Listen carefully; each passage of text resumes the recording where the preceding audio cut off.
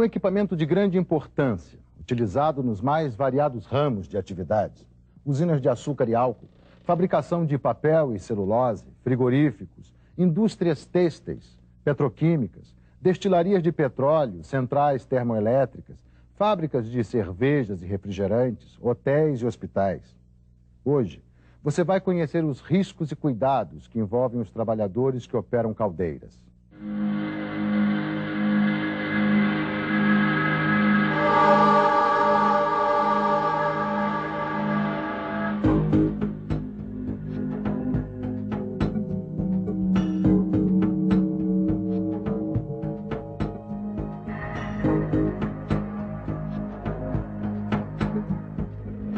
As caldeiras são usadas há séculos. Os primeiros navios e as locomotivas eram movidos a vapor.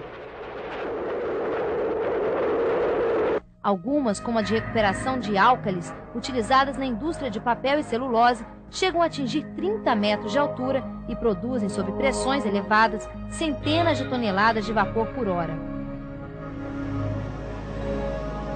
Os profissionais que trabalham com caldeiras precisam de treinamento específico. A utilização do equipamento de proteção individual e a constante manutenção dos equipamentos são fundamentais para a prevenção de acidentes. As empresas mais modernas já possuem um sistema de controle automatizado.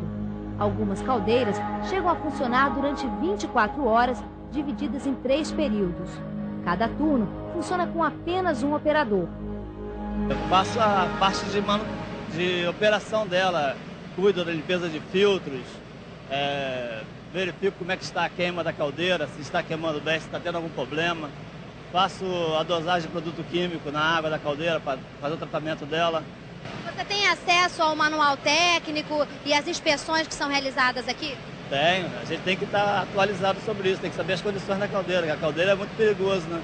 Pode haver explosão, essas coisas. Caldeiras eu tenho uma experiência de 6 anos, acompanhamento e operação. Você teve algum treinamento antes de começar a trabalhar com caldeiras? Nós tivemos, como todos os operadores em si, a gente tem o treinamento técnico, inclusive que é exigido pela própria norma para se trabalhar na área de caldeiras, NR13. Essas caldeiras são todas automáticas, com sistemas de segurança para sobrepressão, nível, e antigamente não existia esse controle, era feito tudo manualmente, então estava na mão de um operador somente.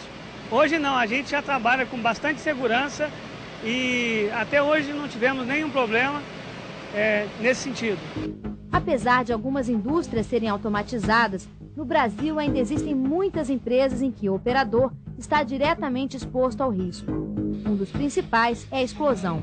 Quais são os aparelhos mais importantes que têm que ser observados constantemente para que não haja um acidente?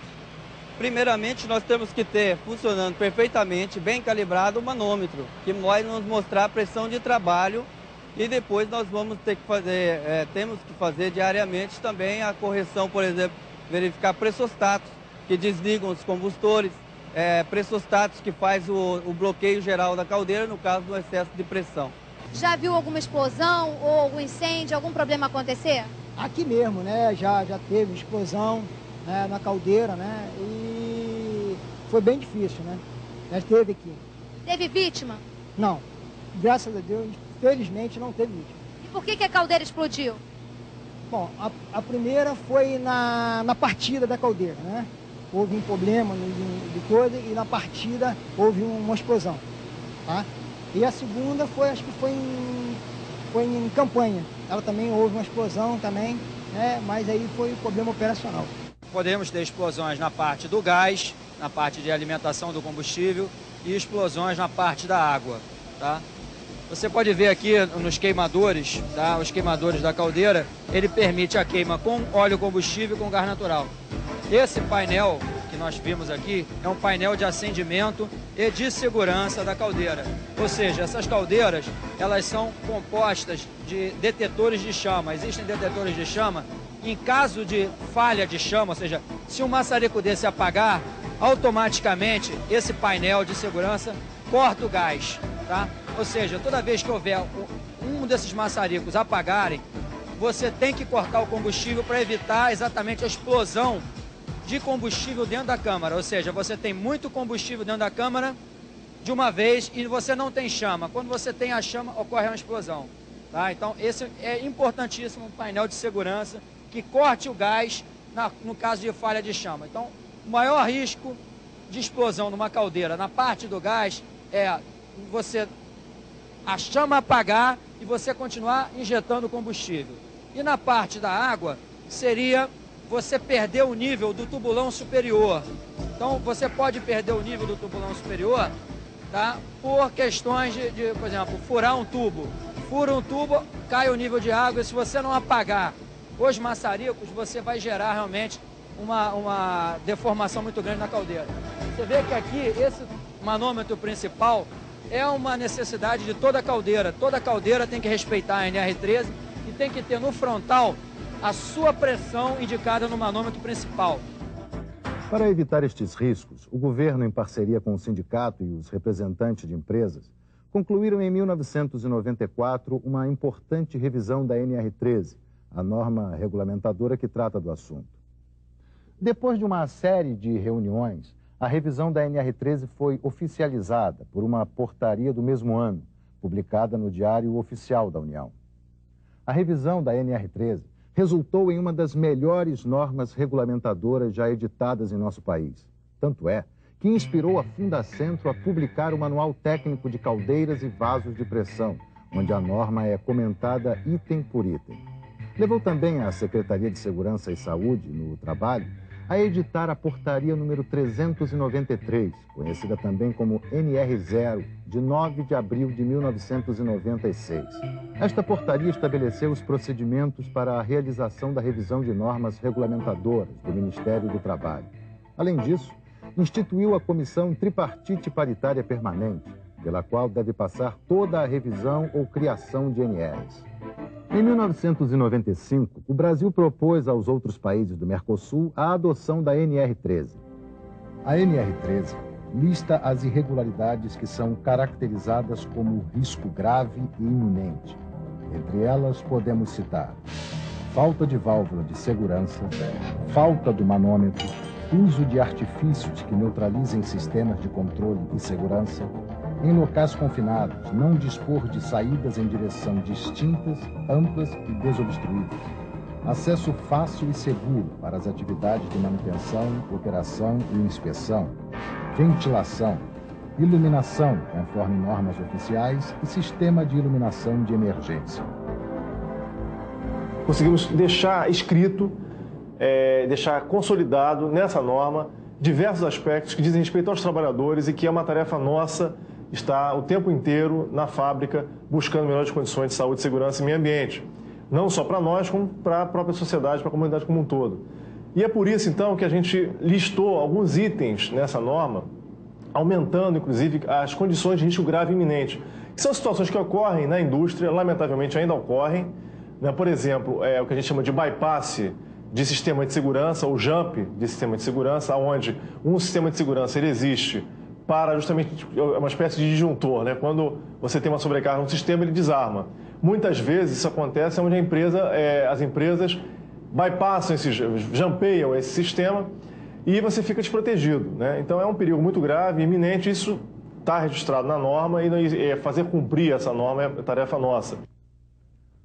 E é importante deixar claro que situações de risco grave e iminente como essas, quando identificadas pela fiscalização do Ministério do Trabalho, determinam a interdição do equipamento, o que pode resultar na paralisação de uma fábrica ou de uma unidade inteira. A NR13 atual, ela incorpora aspectos de projeto dos equipamentos, aspectos de instalação, como posicionar os equipamentos nas plantas, né? Aspectos relativos à operação, né? Quem vai operar a caldeira, o vaso de pressão, qual é o grau de instrução, qual o treinamento que tem que ter, né?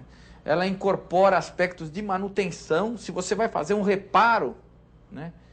Como é que você vai fazer esse reparo para ele ficar bem feito e não acabar prejudicando a segurança concebida no projeto? E também, é lógico, incorpora aspectos relativos a inspeção, a retirada do equipamento de operação para fazer a inspeção de equipamentos. Então, esse foi um ponto que a NR13 evoluiu bastante. As mudanças foram justamente nos 3 segmentos, né? O segmento governamental.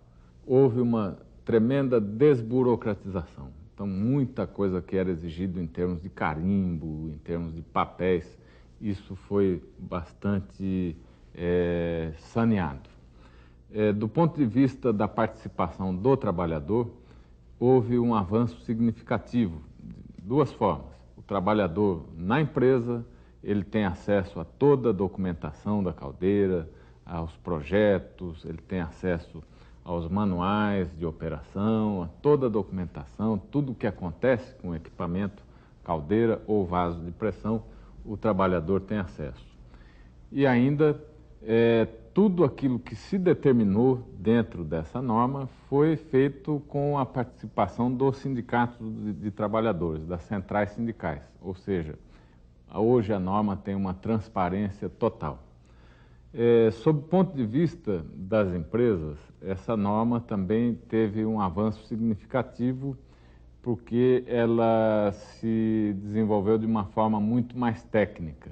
Então, os prazos para se fazer a paralisação do equipamento, para fazer uma inspeção, esses prazos eles variam de acordo com o equipamento, de acordo com o risco e de acordo com o tipo de atenção que a empresa pode ter sobre aquele equipamento. Como você viu, trabalhar em segurança é um benefício para as empresas, para o governo e principalmente para o profissional.